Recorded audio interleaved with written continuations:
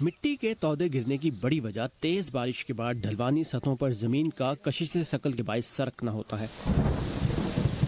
اس کے علاوہ زمین کے کٹنے، کھدائی اور زلزلوں کے باعث بھی ایسا ہو سکتا ہے۔ ماہر ارضیات تھامس اسٹینلے ناسا کی مدد سے مٹی کے تودوں اور بارش کے تعلق پر تحقیق کر رہے ہیں اور کوشش کر رہے ہیں کہ ایسے علاقوں کے نقشے تیار کیے جائیں جہاں ان کے خدشات زیادہ ہیں۔ بنیادی طور پر ہمارا ماننا ہے کہ اگر ایک مخصوص علاقے میں مخصوص مقدار سے زیادہ بارش ہو تو وہاں مٹی کے تودے گر سکتے ہیں۔ بارش کی مقدار گلوبل پرسپیٹیشن میٹرک میجرمنٹ نامی ایک سیٹلائٹ کے ذریعے ماپی جاتی ہے۔ اس سیٹلائٹ کو ناسا نے جاپانی اسپیس ایجنسی کے ساتھ مل کر 2014 میں خلا میں بھیجا تھا۔ بارش کے علاوہ ہم درختوں کی کٹائی، آگ اور تعمیرات کے باعث جنگلوں کی کمی کو بھی دیکھتے ہیں۔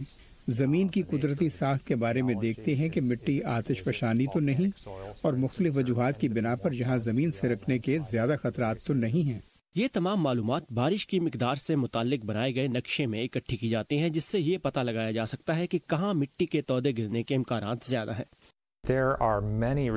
دنیا میں بہت علاقوں میں مٹی کے تودے گرنے کے خدشات ہیں، جیسے جنوبی اور مشرقی ایشیا کے درمیان ہمالیہ اور دیگر پہاڑی علاقے جو برما سے لے کر تاجکستان تک پھیلے ہوئے ہیں۔ تھامس کا کہنا ہے کہ سیٹلائٹ مٹی کے گرنے والے تودوں کو تو نہیں دیکھ سکتی، اس لیے عام لوگوں کی اطلاعات بھی اس سلسلے میں اہم کردار ادا کر سکتی ہیں۔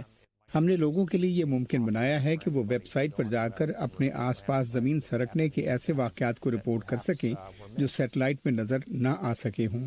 ناسا کے ماہرین کا کہنا ہے کہ nasa.gov پر جا کر جتنے زیادہ لوگ اپنے آس پاس کے علاقوں میں ایسے واقعات کو رپورٹ کریں گے، سائنسی طور پر زیادہ بہتر ماڈل تیار ہو سکے گا جس سے ایسے واقعات کی پیشگی اطلاع بھی ممکن ہو سکے گی۔ جارج پورٹس کے ساتھ ثاقب الاسلام، اردو VOA۔